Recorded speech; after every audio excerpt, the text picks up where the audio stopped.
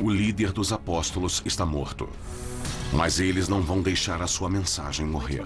Quando falamos sobre como esse pequeno grupo marginal de homens aquados começou um novo movimento religioso... Como isso pôde acontecer? 12 homens, em uma corrida contra o tempo para salvar o mundo. Quando pensamos sobre todos os obstáculos no caminho, perseguições, martírios, crucificações... É um dos acontecimentos mais impressionantes da história da religião. A vida secreta dos apóstolos.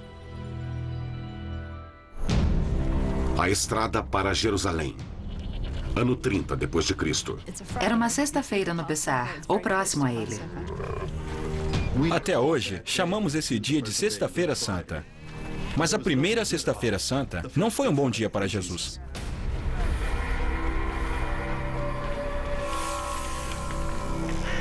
Os romanos gostavam de inventar as formas mais cruéis de matar as pessoas, mas a crucificação é uma das piores. O mais difícil numa crucificação é respirar. O condenado precisa tentar se levantar na cruz.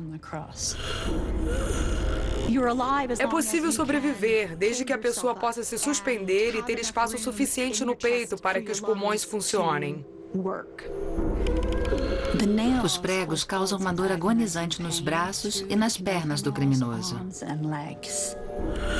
Quando a pessoa ficava muito cansada, o peso caía sobre os pulmões, causando sufocamento. Mas às vezes isso podia durar dias.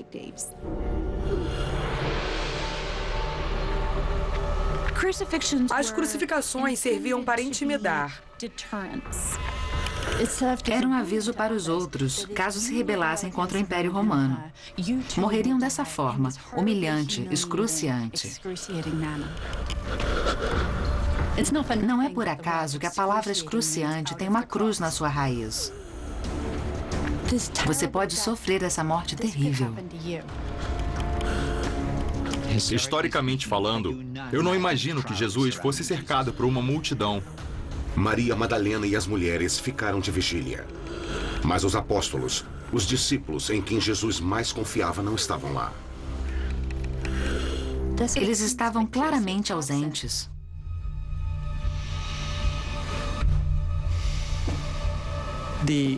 Os apóstolos se trancaram em um quarto por medo. Eles não tinham a menor ideia do destino que os aguardava.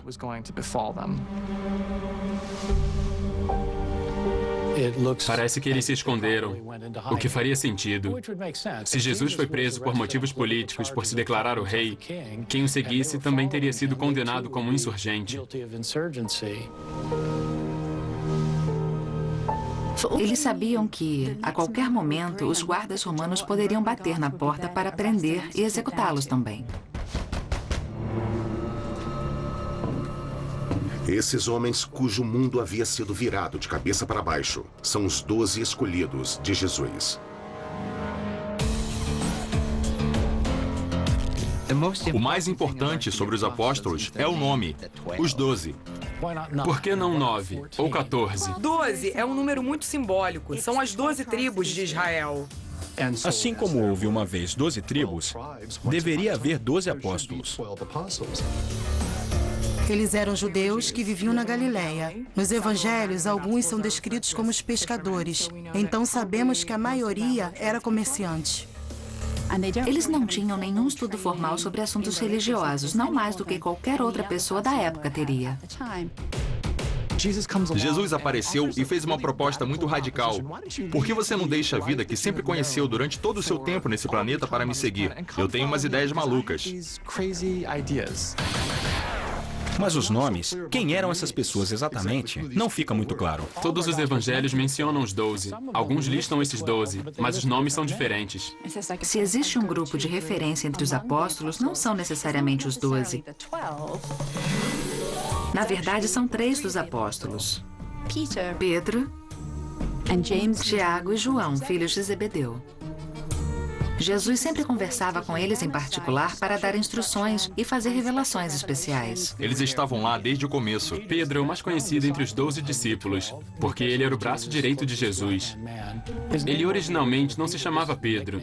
Esse foi o apelido que Jesus deu a ele. O nome veio do grego Petra, que significa pedra. Mas quando lemos sobre a vida de Pedro, ele não parece uma rocha. Parece mais areia movediça. Como quando cortou a orelha de um dos homens enviados para prender Jesus e horas depois negou conhecê-lo. Quando perguntado se conhecia ou estava viajando com Jesus, ele negava prontamente qualquer envolvimento com essa pessoa. A tradição diz que Pedro mentia. Pedro fracassou. E é um momento de grande frustração para ele. Um momento que teria sido inimaginável alguns dias antes.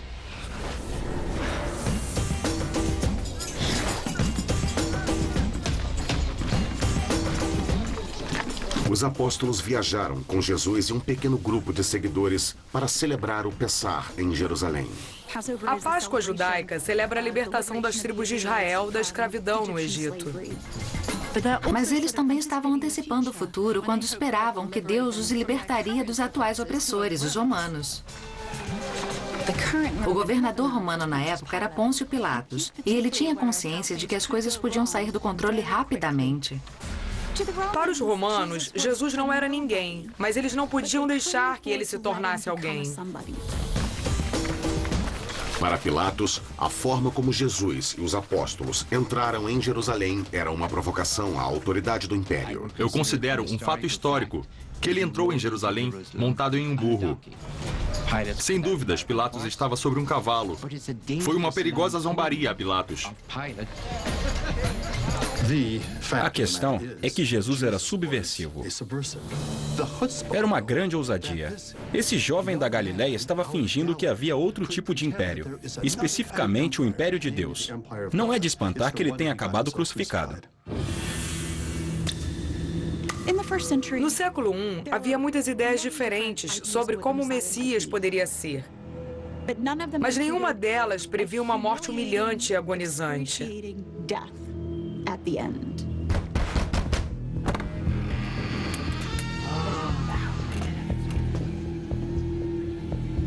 Nesse momento, quando estavam no cômodo superior, eles estavam apavorados, confusos e desesperados.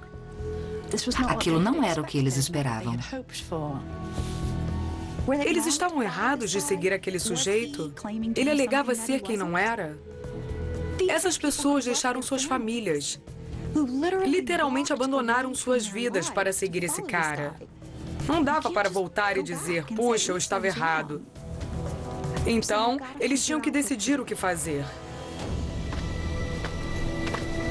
Apenas algumas horas depois de ser pregado na cruz, Jesus de Nazaré morreu.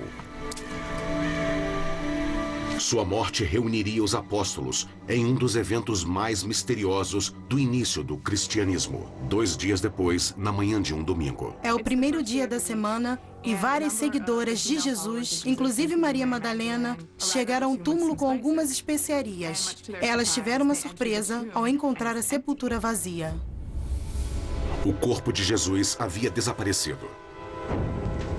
As mulheres foram as primeiras a entrar depois que o túmulo foi lacrado 2 dias antes. Então, uma pista secreta foi revelada. 2 imagens apareceram para elas. E uma das figuras disse: "Por que vocês procuram os vivos entre os mortos?" As mulheres fugiram. Maria correu para informar os apóstolos sobre a estranha visão e o corpo desaparecido, mas eles não acreditaram. Por motivos óbvios, porque parecia inacreditável que alguém pudesse voltar à vida. Eis que Pedro vai até lá e descobre que as mulheres estavam certas. O túmulo estava vazio e Jesus tinha sumido. Acho que a realidade é que os historiadores não sabem o que aconteceu com o túmulo vazio. O que sabemos com razoável certeza é que algum tempo depois da morte de Jesus, seus seguidores disseram que ele havia voltado à vida.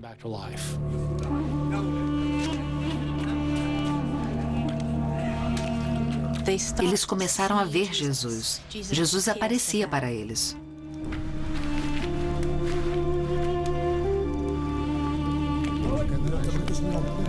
Então aconteceu mais uma vez. Jesus apareceu para seus discípulos e eles acharam que era um fantasma. Como resposta, ele se juntou a eles para jantar e comeu peixe assado. Jesus estava com fome e queria comer. Ele tinha estado morto por 3 dias. Fantasmas não comem. Então, eles sabiam que ele era um homem de verdade. O verdadeiro Jesus estava diante deles. A mensagem era que Jesus tinha voltado. Mas ele voltou extraordinariamente normal, como costumava ser. Não era uma visão, não era um fantasma, era uma ressurreição física. Os apóstolos estavam convencidos de que Jesus tinha voltado da morte. Como fato, era improvável. Mas essas visões eram absolutamente reais para eles. Eles estavam mesmo tendo visões ou estavam apenas sofrendo alucinações coletivas causadas pelo estresse psicológico? É possível. Mas no século I, as visões eram consideradas uma parte normal da vida. Para eles, as visões eram reais, como sempre são para quem as tem. Mas elas nem sempre são o começo de religiões mundiais.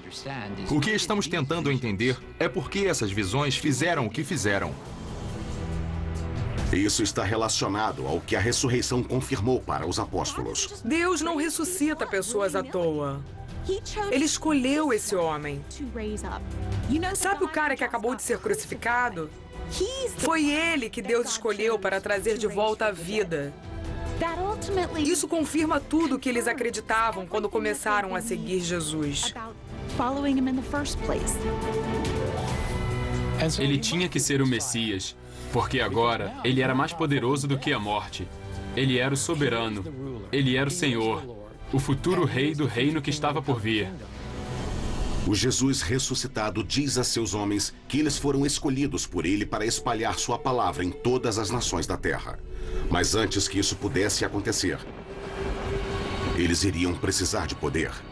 Ele não disse quando, nem como esse poder viria. Depois, Jesus ascendeu para o céu e deixou seus apóstolos com o maior mistério de suas vidas. De acordo com os evangelhos, os apóstolos fizeram uma jornada da Galileia até Jerusalém para esperar um sinal de Jesus. É quase impossível saber quando ou se a viagem realmente aconteceu. Infelizmente, os registros históricos do Império Romano não dizem nada sobre o início do cristianismo. É um verdadeiro buraco negro. Mas pode haver pistas em um livro da Bíblia. O livro de Atos é o primeiro relato histórico da igreja. Não sabemos quem escreveu, mas o chamamos de Evangelho de Lucas. Ele escreveu os Atos dos Apóstolos para contar a história do início da igreja. Os Atos dos Apóstolos oferecem uma boa história fictícia. Não é bom registro histórico. É um amálgama de fatos e ficção. Do ponto de vista de talvez 100 anos após a morte de Cristo. Ao relatar esses eventos aparentemente inverossímeis, Lucas estava tentando seduzir o leitor a querer ouvir a história, a ouvir mais e talvez se juntar ao movimento. O livro de Atos começa com uma série de eventos milagrosos. Um dos primeiros acontece no Festival de Pentecostes, a palavra grega para a festa judaica, Shavuot, que celebra o momento em que Deus entregou os 10 mandamentos a Moisés. Pedro conduzia a cerimônia, quando de repente... O Espírito apareceu. De repente, eles ouviram um barulho, como uma ventania. E línguas de fogo atingiram cada um dos discípulos. Subitamente, os discípulos começam a falar em outras línguas. Não estamos falando de línguas que são encontradas nas igrejas carismáticas. Estamos falando de poliglotas instantâneos. Todos podiam falar todas as línguas. Jesus se foi, mas seu espírito ficou. Seu espírito era um poder galvanizador. É uma história fantástica. Segundo o livro de Atos, Pedro levantou no dia de Pentecostes, fez um sermão e milhares de pessoas se converteram. Alguns dias depois, ele fez outro sermão e outras milhares de pessoas se convertem. Dentro de alguns meses, 2/3 de Jerusalém eram cristãos. Isso absolutamente não é verdade. Não aconteceu de jeito nenhum. O meu palpite é que estamos falando de dezenas de cristãos que se juntaram à igreja nos anos 30, talvez centenas de pessoas, mas não centenas de milhares. Mas o assunto do relato de Pentecostes não são os números exatos, mas como os apóstolos foram transformados. Esse é o ponto principal. Eles se sentiam confiantes para sair e espalhar a mensagem. É nesse momento que eles passaram de discípulos a apóstolos, os mensageiros de Deus. O termo apóstolos vem da palavra grega apostoli, que significa enviar à frente, enviar numa missão. Eles estavam encarregados de espalhar a mensagem de Jerusalém aos confins da terra. Mas antes de conquistar o mundo, eles teriam que enfrentar a Palestina, um passo de cada vez. Era um movimento pequeno no começo. Não existiam igrejas, catedrais. Nada estava sendo construído. Eu imagino que Jesus ficaria surpreso, se não horrorizado, com a instituição da igreja dos dias de hoje. Jesus não fundou nada. Ele era um judeu com uma mensagem judia sobre Deus e o império de Deus.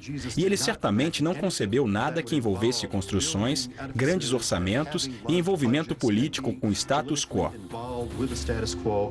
Jesus era realmente contra tudo isso e tinha uma visão diferente.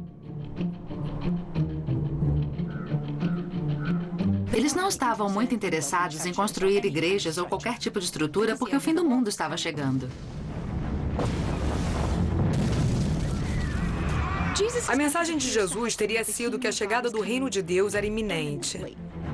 A ressurreição de Jesus era um sinal de que o fim dos tempos estava começando. Aqueles que o seguissem, aqueles que acreditassem em Deus, seriam salvos. Não fazia sentido construir prédios se tudo seria destruído em 2 ou 3 anos. Então o método deles era ir aos lugares evangelizar o povo e seguir adiante. Eles realmente achavam que estavam à beira do abismo do fim dos tempos. E foi isso que induziu os apóstolos a difundir a mensagem tão rápido e tão amplamente. Esse tipo de vida nômade poderia ser descrito como um tipo de desabrigo consciente. Mas eles precisavam se encontrar em algum lugar. A questão é, onde eles se reuniam? Os pagãos tinham templos. Os judeus tinham sinagogas. Os apóstolos tinham a sala de jantar. Os apóstolos provavelmente se reuniam em casas particulares. E espalhavam a mensagem de Jesus dessa forma. As mulheres que eram responsáveis por administrar a vida doméstica eram muito importantes nesses lares. Mulheres ricas abriam suas casas oferecendo abrigo e comida aos discípulos. As mulheres, em geral, serviam como patronos dos apóstolos. Alguns pesquisadores acreditam que Maria Madalena era uma das muitas mulheres ricas que apoiavam os apóstolos e seus seguidores. Sabemos que existe uma passagem no livro de Lucas mencionando que ela ofereceu seus recursos ao movimento de Jesus. Mas de onde veio seu dinheiro? Será que ela era de fato a prostituta que tem sido retratada há cerca de 1.400 anos? No Novo Testamento, não existe nada indicando que ela fosse uma prostituta ou uma mulher adúltera. O meu palpite é que ela era uma viúva rica, que administrava um grande negócio de pesca. É possível que o nome de Maria Madalena venha de Magdala, uma vila pesqueira no Mar da Galileia. Nós simplesmente não sabemos. Os evangelhos não estavam interessados em falar sobre ela. Eles não dizem, por exemplo, se Maria Madalena teria optado por manter seu apoio ao movimento de Jesus em segredo. Os romanos haviam executado Jesus. Por que não iriam perseguir também seus seguidores? É comum a ideia de que quando o cristianismo começou, foi imediatamente declarado uma religião ilegal e os cristãos tiveram que se esconder em catacumbas. Esse ponto de vista decorre principalmente de assistir filmes demais. Os seguidores de Jesus definitivamente não foram caçados pelos romanos no ano 34 ou 35. Nos primeiros anos, os romanos não faziam distinção entre os que chamamos de cristãos e os judeus. E dá para entender por quê. Eles cultuavam o mesmo Deus, liam os mesmos textos, usavam a mesma língua. Eles eram judeus. E os romanos têm um histórico de deixar os judeus em paz. Ironicamente, a rede de estradas romanas, construída para transportar exércitos, pode ter ajudado os apóstolos a difundir o movimento cristão rapidamente. O Império Romano forneceu estradas excelentes e cidades maravilhosas. Tudo isso contribuiu para a disseminação do cristianismo. O crescimento da religião deve muito ao mundo romano e à sua infraestrutura. Se você perguntasse a um soldado romano se ele tinha ouvido falar de Jesus, mesmo alguns meses depois da crucificação, ele provavelmente diria que não. Mas para a instituição judaica, não era tão fácil esquecê-lo. Para os judeus, Jesus era visto como uma fraude ridícula. Talvez até mais depois que morreu. Teria sido muito difícil convencer os judeus de que Jesus era o Messias. Quando se fala sobre o papel do Messias no judaísmo do século I, seria expulsar os romanos. Ele seria o novo Moisés ou o novo Davi. Ninguém esperava que o Messias fosse crucificado. E era muito difícil convencer os judeus disso. Especialmente um judeu como Paulo de Tarso. Ninguém sabia na época, mas esse homem viria a ter um impacto tão grande sobre o nascimento do cristianismo como o próprio Jesus. Sabemos muito sobre Paulo porque ele fala de si mesmo nas suas epístolas. Ele foi criado como um judeu muito fervoroso e, quando ouviu falar sobre os cristãos, começou a persegui-los. Nessa época, Paulo era radicalmente contra os judeus cristãos. Um deles era um jovem chamado Estevão. Estevão foi um líder cristão que fez um sermão atacando o templo judeu. Segundo o que consta nos Atos, ele basicamente condenava os judeus por terem sempre rejeitado e matado os profetas, assim como tinham rejeitado e matado Jesus. Paulo não nega que queria destruir judeus cristãos como Estevão, mas não chega a admitir que foi cúmplice de assassinato. Essa parte da história ficou para os Atos dos Apóstolos. Os Atos colocam Paulo no apedrejamento de Estevão.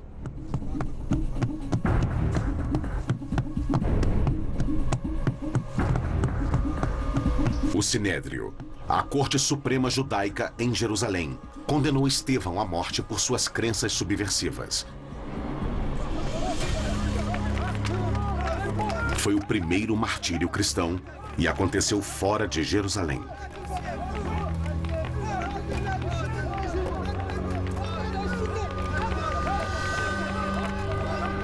Os Atos nos levam a crer que Paulo estava realmente envolvido nisso, de alguma forma. Não sabemos até que ponto essa história é verdadeira. Se estamos querendo uma narrativa realista, não é o caso.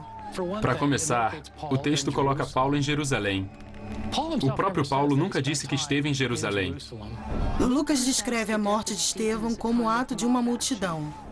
Todos tiveram um acesso de fúria e correram para apedrejar o homem. Mas os romanos não permitiam que os judeus executassem uns aos outros por diferenças de opinião religiosa. Isso criaria muita confusão.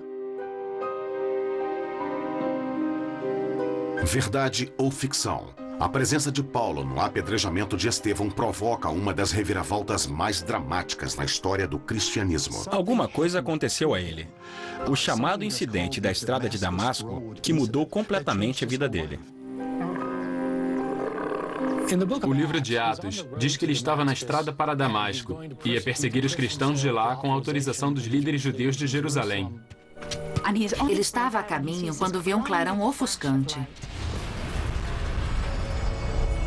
Uma luz forte brilhou sobre Paulo e ouviu-se uma voz que disse: Paulo, por que você está me perseguindo? E Paulo perguntou, quem está falando? E a voz disse, eu sou Jesus, aquele que você está perseguindo. Então Paulo ficou imediatamente cego. Ele teve que ser levado pela mão até Damasco. Paulo recuperou a visão. E ele deu uma guinada radical. De perseguidor a apóstolo. As epístolas do próprio Paulo não dizem nada sobre seu encontro milagroso na estrada de Damasco. O relato de Paulo é muito mais simples. Ele só diz: quando Deus revelou seu Filho dentro de mim, em mim, como uma experiência interior, eu me tornei uma pessoa diferente. Paulo alega que sentiu sua vocação com a própria revelação pessoal de Jesus. A história final é a mesma. Paulo deixou de ser um perseguidor e veio a ser um dos melhores, ou o melhor apóstolo do movimento.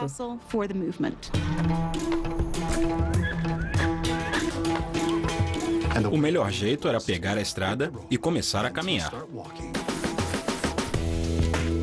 Paulo tinha um plano: ir para o norte. Ele realizou uma série de jornadas pela Ásia Menor e pela Grécia. Algumas pessoas calculam que Paulo chegou a viajar 16 mil quilômetros. No mundo antigo, isso não era fácil. Enquanto isso, os apóstolos continuavam seu trabalho na Palestina. Eles encontraram mais receptividade quando estavam realizando curas, espantando espíritos e curando paralíticos. Existem histórias de pessoas que traziam os parentes doentes em colchões e os deitavam na rua. O que distinguia os seguidores de Jesus é que eles não aceitavam pagamentos. Era isso que o cristianismo estava oferecendo às pessoas. Assistência médica de graça, numa época em que as consultas médicas eram muito caras. Então, por esse motivo apenas, as pessoas se juntaram em volta de Pedro, Filipe e João em busca de cura. E uma vez lá, formavam um público atento. Daí eles diziam: o fim do mundo está próximo. E se você não agir logo e não se juntar ao movimento de Jesus, o mundo pode acabar e você pode ir para o inferno. É uma oferta com tempo limitado. Compre agora ou você não será salvo. Dá para ver como, de repente, isso se tornou atraente. Os apóstolos já estavam fazendo avanços com os judeus, porque eles já cultuavam o mesmo Deus. Mas com os gentios, a história era diferente. Os seguidores de Jesus passaram a pregar aos gentios, os não-judeus. O que caracterizava os gentios no Império Romano é que todos eles eram politeístas. Eles adoravam vários deuses. Hoje, eles são chamados pelos pesquisadores de pagãos.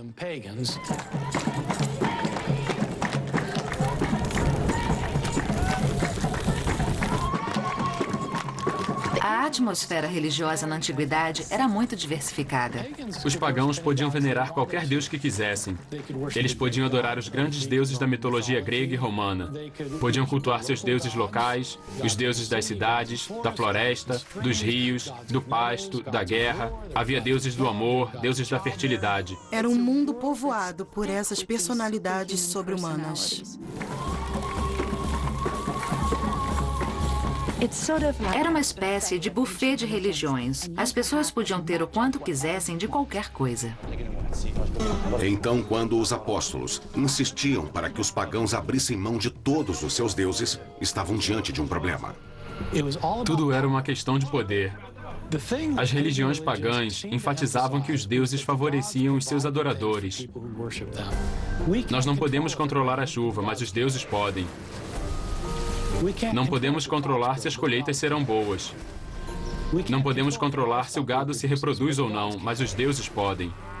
Os deuses podem fazer coisas por nós. E quando você vira as costas para eles... Um ser humano vai pagar o preço. Existem pessoas entre nós que não estão adorando os deuses. Por isso, eles estão causando esses problemas. Esse é o principal motivo que levou à perseguição dos primeiros cristãos. Sempre que acontecia um desastre em uma cidade e os cristãos estavam lá, eles naturalmente eram considerados culpados. Por outro lado, Paulo estava tendo sucesso ao espalhar a mensagem de Jesus entre o povo gentil da Grécia e da Ásia Menor. Paulo se estabeleceu de uma forma um tanto audaciosa como o apóstolo dos gentios. Aparentemente, Paulo achava que a mensagem de salvação não era só para os judeus. A mensagem da salvação de Deus deveria atingir todo o mundo. E ele acreditava que tinha sido convocado por Cristo para levar essa mensagem aos gentios. Na verdade, Paulo era um estrategista brilhante. O plano dele era pular as cidades menores e se concentrar nas capitais. Muita gente saía das outras cidades e ia à capital regularmente para fazer todo tipo de negócio. Então, se a mensagem chegasse à capital, ela seria difundida. Paulo contava com um bom esquema. Ele comercializava couro. E quando as pessoas chegavam para comprar, ele começava a falar com elas. Primeiro, ele sabia falar a língua. Paulo falava grego. E como Paulo podia se comunicar, não havia limites para onde sua mensagem poderia chegar. Depois ele misturava um pouco de religião. Você corre o risco de ser jogado no inferno, onde vai ser queimado e o enxofre vai cobrir o seu corpo. Você vai estar perdido para sempre. Você quer estar ao lado de Jesus ou quer ser deixado para trás? Essa era a mensagem incisiva de Paulo. Mas ele era muito bom em fechar o negócio ao convencer os pagãos de que o Deus judeu era mais poderoso. Mais poderoso do que todos os deuses pagãos. Como, por exemplo, mostrou a ressurreição de Jesus, além dos milagres realizados por seus seguidores. Um Deus poderoso o bastante para protegê-los da ira de todos os outros. Uma divindade universal que era responsável pela criação do mundo inteiro, de todas as pessoas nele e pelo que seria a destruição iminente. Funcionou. O movimento de Jesus crescia. E Pedro e Paulo, seus dois pilares, estavam em completa sintonia. Os atos queriam retratar Pedro e Paulo quase como duas metades de uma laranja, digamos. Mas o fato é que havia uma certa tensão entre eles. Paulo era extremamente diferente dos outros. Eles não eram alfabetizados, não eram letrados, não vinham da alta sociedade. Estamos falando de pescadores. Paulo era um sujeito que chegou do nada. Ele era estrangeiro, provavelmente tinha sotaque. E só o fato de saber escrever indica que Paulo claramente era rico e privilegiado. E a verdade é que ele não sabia quase nada sobre Jesus. Paulo nunca ouviu. Paulo não estava na Galileia. Ele não tinha viajado com Jesus vivo. Ele não esteve na crucificação. Daí, um dia ele apareceu e disse: "Eu tive uma visão de Jesus e agora também vou ser um apóstolo." Dá para imaginar como isso teria sido frustrante para os seguidores originais de Jesus. Mas ele queria ser levado a sério. Ele queria ser um apóstolo. Mas ele tinha um passado negro. As pessoas sempre lembravam: você já foi um sujeito do mal. E você era contra a gente e agora você vem com esse papo de que é um de nós, um homem de Jesus? Fala sério, Paulo. Houve tentativas de criar um consenso. Como quando Paulo convidou Pedro para uma refeição com os gentios que ele havia convertido na cidade de Antioquia. Paulo queria que seus novos irmãos se sentissem em casa. E isso significava comer o que eles comiam, que não era kosher. Paulo explica. Nos sentamos todos juntos, um corpo, um grupo de devotos, compartilhando. E então Pedro é preso por seus irmãos de Jerusalém. Seu crime foi comer alimentos que não eram kosher, com não-judeus. A opinião de Paulo é: se o nosso movimento vai incluir os gentios convertidos, precisamos comer com eles todos juntos. O pessoal de Jerusalém não concordou e Pedro cedeu à pressão. E Paulo disse: eu levantei e confrontei ele. Agora você acha que precisa ser kosher? E você acha que nós somos seguidores de segunda classe? Paulo achava que era hipocrisia. De acordo com Paulo, ele e Pedro nunca se reconciliaram. E em nenhum momento, Paulo duvidou que sabia o que era melhor para o movimento. Paulo insiste que recebeu seus evangelhos diretamente do próprio Jesus Cristo. Que ele não tinha aprendido nada sobre o que estava fazendo com nenhum ser humano. Ele recebeu tudo de Jesus. Como, por exemplo, decidir se os gentios que aceitassem Jesus deveriam ou não ser submetidos aos tradicionais costumes judeus, como a circuncisão. Nos primeiros anos, o cristianismo ainda era um movimento judeu e a circuncisão é uma lei imutável que todos os judeus devem seguir. Mas Paulo defendia firmemente a isenção dos gentios. Paulo não achava que a circuncisão era um requisito para ser um seguidor de Jesus. Ele dizia claramente que os gentios que passassem a acreditar em Jesus não precisavam ser circuncidados. Que Jesus havia morrido para salvá-los e era nisso que eles precisavam acreditar. Se a lei pudesse nos salvar, não precisaríamos de Jesus. E acho que no final das contas, Paulo era muito prático. Eles estavam tentando difundir uma religião, mas colocavam essa imposição no caminho. Você vai fazer o quê? Com o meu... o quê? Não dava para converter um monte de homens adultos. De jeito nenhum. E quando uma facção rival da Galácia o desafiou, ele não mediu palavras. Ele basicamente começa sua epístola assim: seus Gálatas idiotas, e depois só piora. Paulo disse, não, deixem meu povo em paz. Eles são seguidores de Jesus. Não precisam de circuncisão. Sabe de uma coisa? Eu queria que todos vocês que adoram as suas facas e estão loucos para fazer umas circuncisões, cortassem as suas próprias coisas. Como a circuncisão estava fora de questão para os gentios, Paulo precisava oferecer a eles outro ritual de iniciação. O batismo fazia parte e era muito comum no judaísmo na antiguidade. E Paulo adaptou o ritual para que os gentios pudessem renascer como seguidores de Jesus. É um novo começo. Eles podiam recomeçar a vida como seguidores de Jesus. O batismo se revelou um sucesso para o movimento de Jesus. Impressionante para um homem que nem conheceu Jesus. Mas apesar do sucesso de Paulo, o nascente movimento de Jesus ainda enfrentaria muitos obstáculos. Os problemas começaram no ano 41. Roma empossou um novo rei na Judéia, Herodes Agripa, que era judeu. Foi uma boa notícia para os judeus. Para os seguidores de Jesus, nem tanto. E para Tiago, foi muito ruim. Segundo os Atos, Herodes Agripa chegou ao poder e, para angariar a simpatia dos judeus, mandou decapitar o apóstolo Tiago. E imediatamente depois, ao perceber o sucesso que teve, mandou prender Pedro, provavelmente com a intenção de fazer a mesma coisa com ele. Ele estava na prisão e, de repente, um anjo apareceu. Pedro achou que fosse um sonho e o anjo falou para ele se levantar rápido. E as correntes simplesmente se soltaram das mãos dele.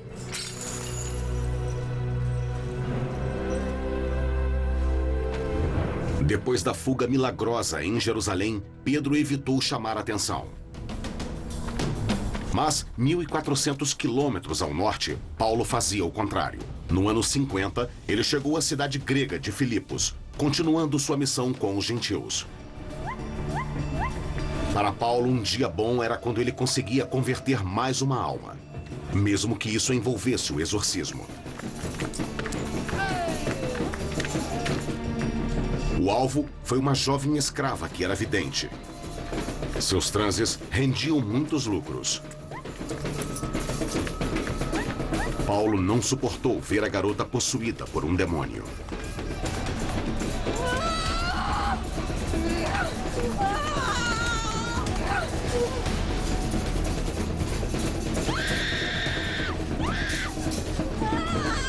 Os donos dela retribuíram o favor, delatando ele.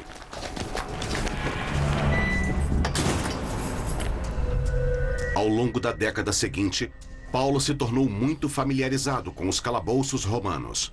Paulo escreveu muito, falou muito, converteu muita gente e ficou muito tempo na prisão. Mas ele sonha em levar sua missão até Roma.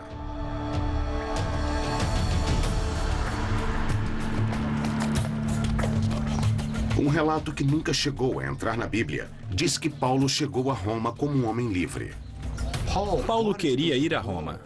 Assim ele teria uma plataforma de lançamento para levar o evangelho até os confins do mundo. Mas a Bíblia conta uma história mais sombria. Ele foi preso em Jerusalém e levado a Roma para ser julgado. O livro de Atos termina com Paulo preso em Roma. Paulo estava atrás das grades. Tiago havia morrido. E Pedro desapareceu. Mas o que aconteceu com o resto dos 12 apóstolos? O que a Bíblia diz sobre eles? Nada. Nós praticamente não temos informação sobre os outros apóstolos. Mas temos lendas sobre as mortes horríveis. Barnabé foi esfolado até a morte na Armênia. Tomé foi morto com lanças. Por assassinos na Índia. André foi executado numa cruz em forma de X, provavelmente para aumentar o sofrimento. Nunca vamos saber se essas lendas são verdadeiras. Mas no ano 66, houve um acontecimento muito real. Muitos acharam que o apocalipse estava começando. No ano 66, muitos habitantes da Judéia estavam fartos do domínio romano e houve uma insurreição. Os romanos sitiaram a cidade de Jerusalém e o cerco durou vários anos. Os relatos que temos desse cerco a Jerusalém são pavorosos. As pessoas morriam dentro da cidade. Não tinham água, não tinham comida nenhuma. Os romanos usavam um método muito legal para cercar uma cidade murada. Eles montavam acampamento no lado de fora e ficavam lá, simplesmente esperando que as pessoas morressem ou se entregassem. E isso acabou acontecendo entre os anos de 66 e 70. Por fim, os romanos entraram, destruíram o resto da cidade e depois destruíram o templo de Deus. O sagrado templo de Deus foi arruinado. Um grande trauma para a comunidade judaica.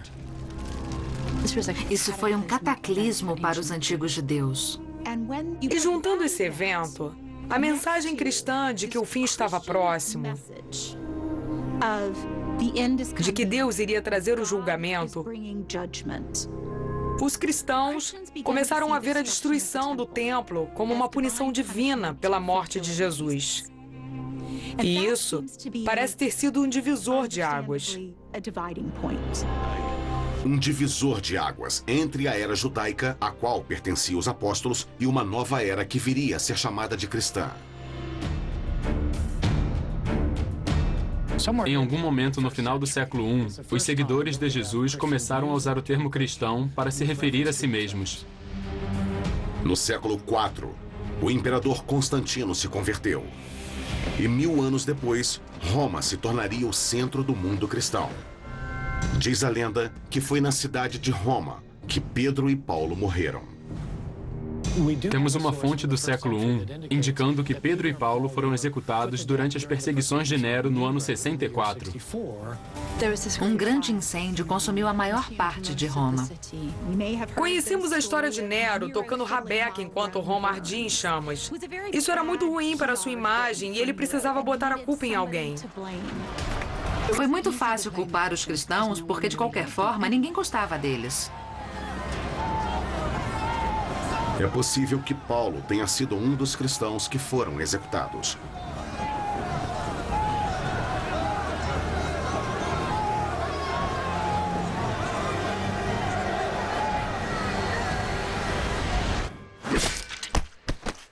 Paulo foi decapitado. Mas nessa hora aconteceu uma coisa interessante. Leite jorrou do pescoço dele em vez de sangue. Sua morte, ironicamente, não foi a morte, mas a vida. E o leite é o que dá a vida. Então, ao matar Paulo, os romanos, sem querer, o devolveram à vida. A morte de Pedro é igualmente singular. Pedro foi crucificado, mas de cabeça para baixo. Dizem que ele foi crucificado assim porque achava que não era digno de morrer como Jesus morreu. Mas não é o que ele diz nos Atos de Pedro. Ele quis ilustrar como o mundo estava de cabeça para baixo, como estava cheio de pecado, e a cruz iria endireitá-lo.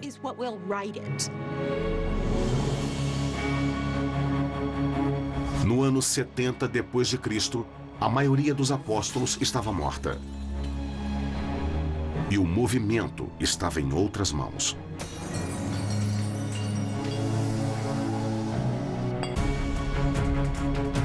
Os primeiros apóstolos não convertiam milhares de pessoas de uma vez, mas algumas pessoas aqui e ali.